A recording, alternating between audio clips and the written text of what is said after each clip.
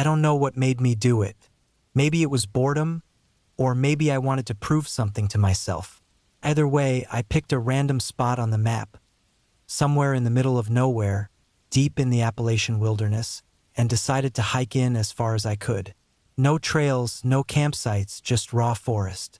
I wanted to see if I could get truly lost, if I could push myself to survive out there alone for a few days. I packed light. My old external frame backpack carried the essentials: tent, sleeping bag, food, water, a basic first aid kit, and a knife. I brought a cheap compass and an old topographic map I'd printed out, but I figured I wouldn't need them. I was comfortable in the woods, had done plenty of solo trips before. This was just another one. I parked my truck off a dirt road, a good 10 miles from the nearest paved street, and started walking. The first few hours were easy: thick underbrush, tall trees, the occasional sign of deer or small game. I felt good. I was moving fast, covering ground. But as I pushed deeper in, the forest changed. The trees grew taller, older.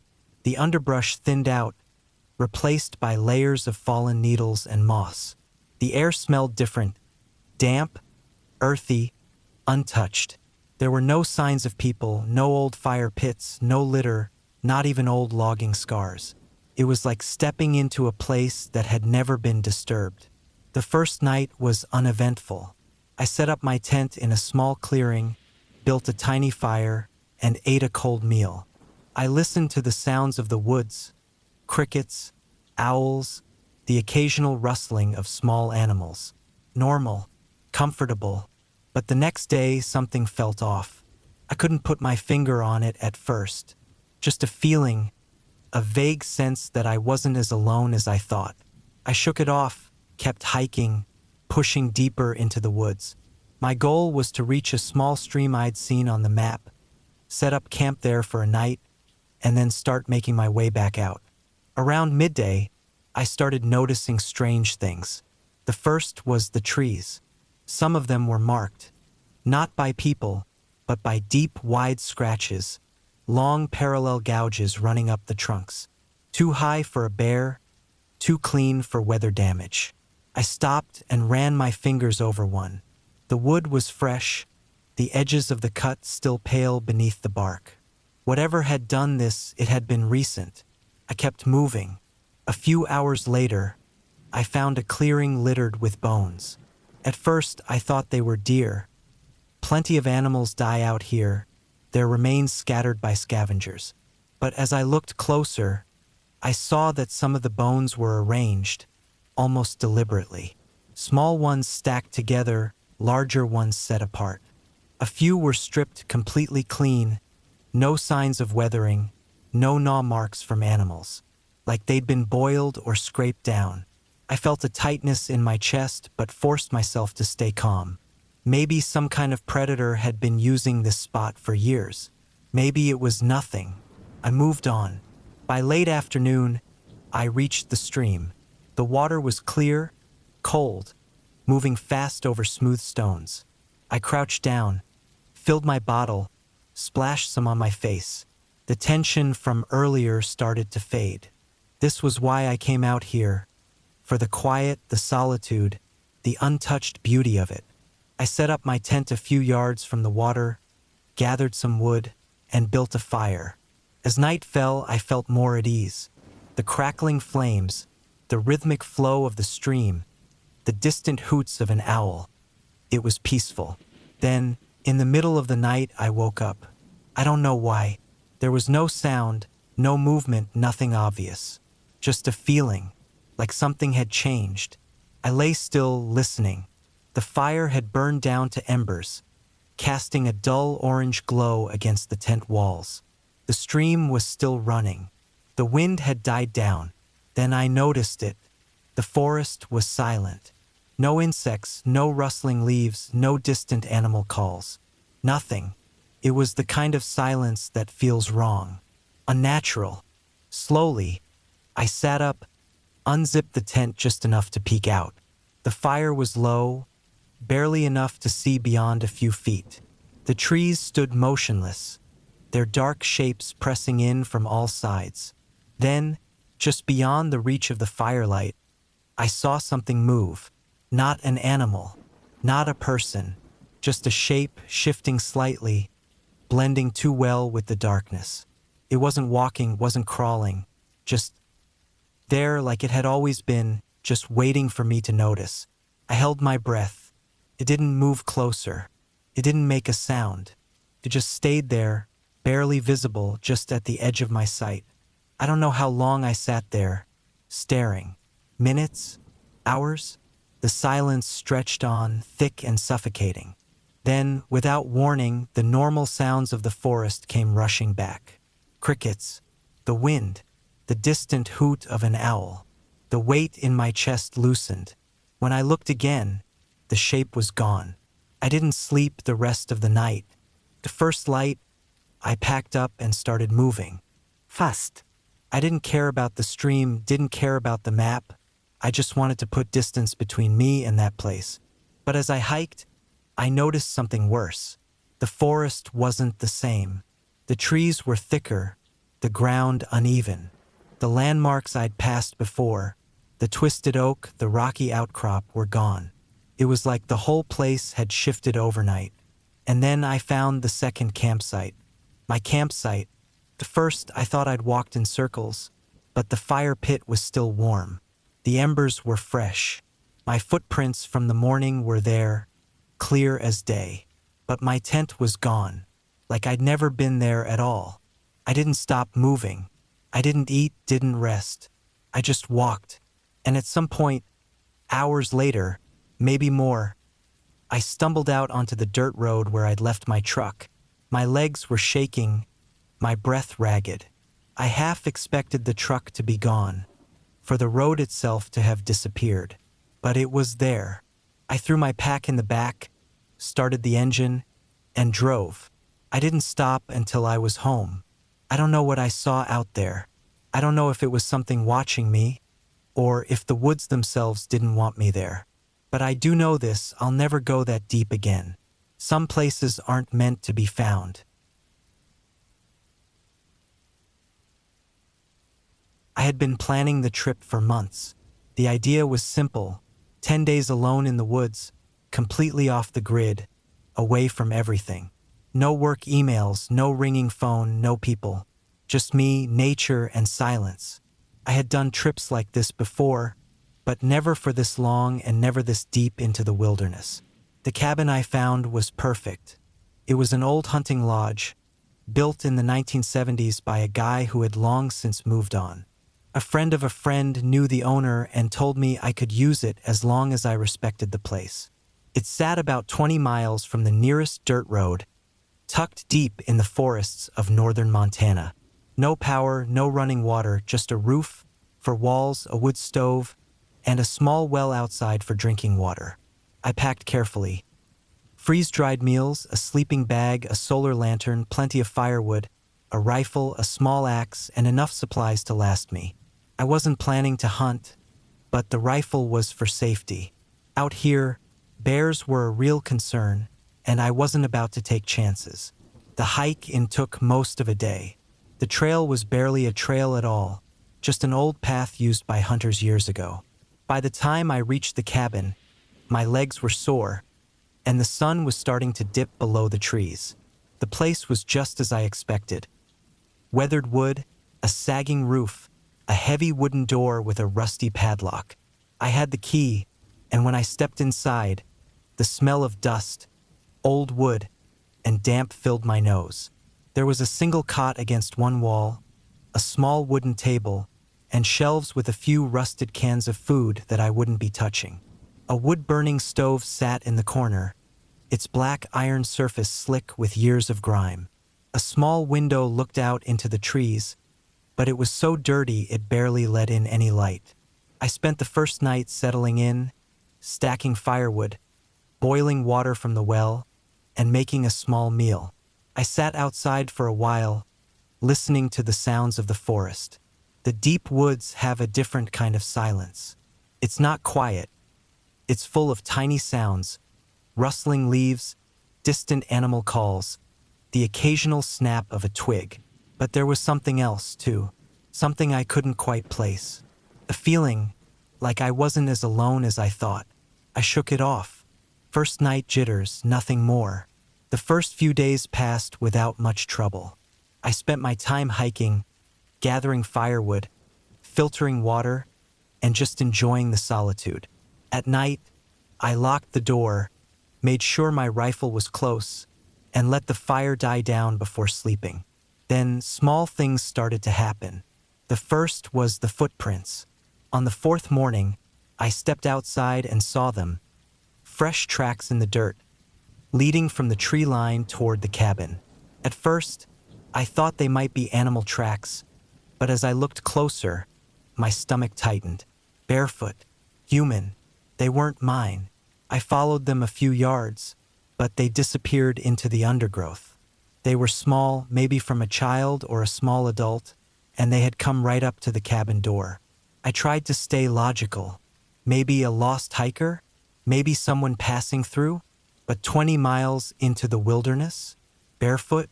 That night, I locked the door and kept the rifle next to my sleeping bag. I barely slept, listening to every sound outside. The next day, I made a perimeter check. I found nothing at first, but then, near the well, I saw something that made my blood run cold. Pile of animal bones. Small ones, rabbits, birds, picked clean and stacked neatly in a little tower. I forced myself to stay calm. Could have been anything. Fox, a bobcat. Some animals hoard bones, right? But deep down, I knew better. That night, I sat in the dark, rifle in hand, waiting. The fire was low, just embers in the stove, and the cabin was silent except for my own breathing. Then, sometime past midnight, I heard it. A slow, deliberate creak of wood outside. The porch. I gripped the rifle so hard my hands ached. I waited, barely breathing. Another creak, then silence. I didn't move. I didn't look. I just sat there, heart pounding, until the first light of dawn crept through the filthy window. When I finally worked up the nerve to step outside, the footprints were back. More of them, circling the cabin. I needed to leave. I packed my things fast, shoving everything into my backpack. I kept the rifle slung over my shoulder as I stepped outside. The forest was still, the air heavy. I started down the trail, moving fast, constantly looking over my shoulder. I made it about 5 miles before I saw it. A deer carcass hanging from a tree. It was fresh. Blood still dripped from its torn throat, pooling on the ground. It wasn't the kill that scared me. It was the way it had been strung up, its legs tied with vines, its ribs exposed like something had been picking at it. I kept moving, pushing myself harder, sweat pouring down my back despite the cold. I wasn't alone out here. Someone was following me, watching me. I walked until my legs burned, until I couldn't go any farther. The sun was getting low, and I knew I wouldn't make it back to my truck before dark. I needed to find shelter. That's when I saw the other cabin. I hadn't seen it on any map, and it looked even older than the one I had just left. The roof sagged, the walls were covered in moss, and the door was missing. But it was shelter. I stepped inside, rifle ready. The air was stale, thick with the smell of rotting wood. There was an old table, broken chairs, and a fireplace filled with ash. But then I saw something that made my stomach drop. On the far wall, scratched into the wood, were words. "Don't sleep." My hands went cold. I backed away, heart pounding. That's when I noticed the footprints. All around me in the dust on the floor. Barefoot. Dozens of them. I didn't stay. I ran. I don't know how I made it back to my truck. The whole way, I felt it. That awful, crawling feeling of being watched. I didn't stop. I didn't rest. I just moved, fast and desperate. When I finally reached my truck, the sun was nearly gone. I threw my gear in the back, jumped in, and locked the doors. And then, just before I turned the key, I saw it, in the rearview mirror, a figure standing at the tree line, Small, hunched, motionless. Watching. I didn't wait. I started the engine and tore down the road, not stopping until I was miles away. I never reported it. What would I say?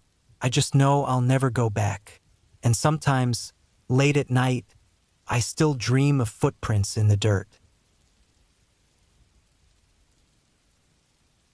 The drive to the cabin took nearly 6 hours. I had left the city early, hoping to reach the place by late afternoon, but the last stretch of road was nothing but gravel and potholes. It slowed me down more than I expected. My truck bounced and groaned over the uneven path, tires spitting dust and loose rocks. The deeper I went, the fewer signs of civilization I saw. No houses, no other vehicles, not even an old hunting shack. Just miles of thick forest closing in from both sides, the trees growing taller and denser as I climbed higher into the hills. I had rented this cabin for a full week. I needed the break. Work had been draining me dry, and I couldn't stand the noise of the city anymore. I didn't want to hear cars honking or people yelling or the endless ringing of my phone. I wanted silence. I got what I asked for. The cabin was exactly as the listing described. Small, isolated, and simple. Just one room with a wood stove, a cot, and a table with 2 chairs. No electricity, no running water, just an old rain barrel outside that was half full from the last storm. A shed stood a few yards away, filled with firewood and rusted tools. The trees pressed in from all sides, thick and dark. The nearest town was over 40 miles away. I stepped out of my truck, stretched my legs, and took a deep breath. The air smelled fresh, damp with the scent of pine and earth. No distant hum of traffic, no voices, just whined through the branches. Perfect. I grabbed my bags and stepped inside. The air was stale, like no one had been here in months. Dust floated in the slivers of sunlight cutting through the small, grimy window. The wooden floor creaked beneath my boots as I set my gear down and took a look around. The cot was covered in an old wool blanket. A few dead leaves curled in the corners. The wood stove was cold, a few charred logs sitting untouched inside. A stack of old newspapers sat on the table, yellowed and brittle. I dropped my bag beside the cot and got to work setting up. I stacked firewood by the stove, filled the lantern with oil, and checked my food supply. I had packed everything I needed: canned beans, jerky, rice, a couple of protein bars. Enough to last the week. The first night, I kept things simple, heating up a can of chili on the stove and eating in silence. By the time the sun set, the forest outside had become a black wall. I hadn't realized how dark it would get without city lights. The cabin had only the lantern and the soft glow of the stove. Everything else beyond the window was pitch black. I stared out for a while, listening. Nothing, not even crickets. I didn't think much of it at the time. I went to bed early, listening to the crackling fire as I drifted off. I woke up to a sound. Something was moving outside. I stayed still, barely breathing. The fire had burned low, casting long shadows across the walls. I listened, straining my ears. Soft footsteps, slow, careful, circling the cabin. I sat up, heart hammering. Could have been an animal, but something about the way it moved made me uneasy. It wasn't darting around like a raccoon or sniffing like a deer. It was deliberate. I reached for my flashlight and clicked it on. The beam cut through the darkness, bouncing off the wooden walls. I stood up slowly and stepped toward the window, peering out. Nothing, just trees and darkness. I waited. The footsteps had stopped. I turned off the flashlight, climbed back into bed, and lay awake for hours listening. Morning came slow. The fire had died completely, and the air was cold. I sat up, stretched, and rubbed my eyes. My mind was still foggy from the restless night. Then I saw the footprints, right outside the cabin. They weren't mine. The dirt around the porch was soft from the recent rain, and the tracks were clear. They circled the entire cabin, stopping by the window before trailing off into the trees. My stomach twisted. It wasn't an animal. The prints were human, barefoot. I swallowed hard, trying to shake the unease creeping up my spine. Maybe some drifter had been passing through. Maybe a hunter had gotten lost. But why would someone be wandering barefoot in the middle of nowhere? I stepped onto the porch and looked around. The forest was still, the air heavy and damp. The tracks led toward the trees, disappearing into the underbrush. I thought about packing up and leaving, but I had driven 6 hours to get here. I had planned this trip for months. Maybe I was overreacting. Maybe I had been half dreaming the footsteps in the night. I decided to stay. I spent the day keeping myself busy, chopped wood, cleaned up the cabin, took a short hike, making sure not to wander too far. But the whole time, I couldn't shake the feeling that I wasn't alone. That night, I made sure to lock the door. I woke up to the creaking of the porch. Someone was standing outside. I didn't move. My breath caught in my throat. The floorboards groaned under slow, careful steps. Then silence. I reached for my flashlight, hands shaking, clicked it on. The light reflected off the window, blinding me for a moment. I squinted, heart pounding. Then I saw it. A face, pressed against the glass. Filthy. Smiling. I recoiled, my pulse slamming in my ears. By the time I grabbed the hatchet from beside my bed and turned back, the face was gone. I rushed to the window, shining my flashlight out. Nothing but empty woods. The trees swayed in the wind, branches creaking. I stood there for what felt like hours, gripping the hatchet, staring into the darkness. I didn't sleep the rest of the night. The first light, I packed my bags. I didn't care about the rest of my trip.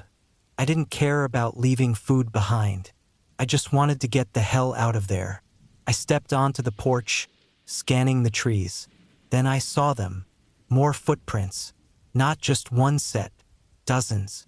They surrounded the cabin. Some led to the window. Others stopped at the door. My stomach turned. I had been surrounded all night. I grabbed my keys and sprinted to my truck, shoving my gear inside. When I turned the key, the engine sputtered, then died. I tried again. Nothing. I popped the hood, hands shaking. The wires had been cut. My chest tightened. My head felt light. I turned, scanning the trees. I saw nothing, but I felt them watching. I grabbed my bag, my hatchet, and started walking. The nearest road was miles away, but I didn't have a choice. I walked fast, then faster, then I ran. I didn't stop until I saw the first sign of civilization, a small gas station on the edge of town. I stumbled inside, breathless, hands shaking. The clerk gave me a strange look, but I didn't explain. I didn't know how to. I hitched a ride back to the city. Never went back for my truck. Never went back for anything. I don't know who or what was out there that night, but they had been close. Too close. I moved into the house at the end of summer, in that stretch of time when the days were still long, but the evenings had a hint of fall creeping in. It was a small rental, plain and unremarkable, sitting at the end of a quiet street. A single-story house with 2 bedrooms, a narrow kitchen, and a backyard that was mostly dirt and weeds. Nothing special, but it was affordable, and that was all that mattered to me. The previous tenant had left in a hurry. I could tell by the way certain things had been left behind. An old broom in the closet, a single chair in the garage, a roll of toilet paper still on the holder in the bathroom. The landlord didn't say much about it, only that the last guy had moved out suddenly and stopped answering calls. It didn't seem like my problem. First, everything was normal. I spent my days working from home and my evenings watching TV or scrolling on my phone. The house was old, and it made the usual noises, wood shifting as it settled, pipes clicking in the walls. Nothing that bothered me. Then I started waking up feeling strange. It wasn't just being tired. It was an exhaustion that sank deep into my body, like I hadn't really slept at all. My muscles ached, my back felt stiff, and my head was foggy. Some mornings, I found small bruises on my arms and legs, like I had been pressing against something hard in my sleep. I figured it was just from tossing and turning. Then, one morning, I found the front door unlocked. I was sure I had locked it the night before. It was a habit, something I always did before bed. But there it was, unlatched. I checked the house, looking for signs that someone had been inside. Nothing was missing, nothing was out of place. I convinced myself I must have forgotten. The next night, I double-checked. I locked the door, tested the handle, even stood there for a few seconds just to make sure. The following morning, it was unlocked again. I started feeling uneasy. Then there were the noises. First, they were soft. A faint creak in the living room while I was in bed. The sound of something shifting in the kitchen when I was in the shower. I told myself it was just the house settling, but I started paying more attention. One night, I woke up to a sound coming from the hallway. A slow, deliberate creak. I stayed still, barely breathing, straining to listen. Nothing. In the morning, I found the hall closet door open. I knew I hadn't opened it. I pushed it shut and moved on with my day, trying not to think about it. But things kept happening. Small things. My keys weren't where I left them. The kitchen drawer was slightly open. The light in the bathroom was on when I knew I had turned it off. Little things that didn't seem big on their own, but together, they started to wear on me. Then I started waking up with my blankets pulled off. Some nights, I would wake up shivering, my comforter bunched at the foot of the bed. Other times, it was gone completely, lying in the hallway outside my room. I started locking my bedroom door. But one morning, I woke up and found it unlocked. I tried to tell myself there had to be a reasonable explanation.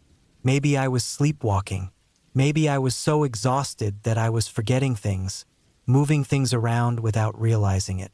Then I saw the attic hatch. It was in the hallway ceiling, just a small wooden panel with a pull-down cord. I hadn't thought about it much, hadn't even looked up at it since I moved in. But one day, I noticed it was slightly ajar, just a crack, enough to see darkness beyond it. I grabbed a chair and pushed it shut, making sure it was tight. The next day, it was open again. I felt sick. That night, I barely slept. Every creak, every soft sound made my skin crawl. I lay in bed, staring at the ceiling, waiting for something to happen. Around 3 a.m., I heard it.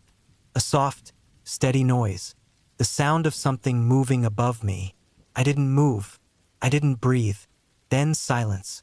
I lay there, heart hammering, until the sun came up. As soon as it was light, I grabbed my keys and left the house. I drove around for a while, trying to clear my head, but I couldn't shake the feeling in my gut. I needed to know. I went to a hardware store and bought a long metal pole, the kind used to change light bulbs on high ceilings. When I got home, I stood beneath the attic hatch, gripping the pole in both hands, and pushed. The hatch lifted easily. I held my breath, waiting for something to happen. Nothing. I reached up, hooked the pole into the latch and pulled. The hatch swung down, revealing a dark opening. I hesitated, then grabbed a flashlight from the kitchen. I aimed the beam into the attic. There wasn't much up there, just exposed beams, a thin layer of insulation, a few old boxes covered in dust. Nothing out of the ordinary. Then I saw the blankets. 3 of them laid out neatly in the corner. Next to them, an empty water bottle, a pile of food wrappers, and a small, worn-out shoe. I stood there, my mind struggling to catch up with what I was seeing. Someone had been living up there. Someone had been coming down at night. I backed away, my hands shaking. I left the house immediately and drove straight to a motel. I didn't go back until the landlord sent someone to check the attic. They found a small hole in the side of the house, just big enough for someone to squeeze through. The latch on the attic hatch had been loose. I moved out the next day. I never found out who had been up there. I didn't want to,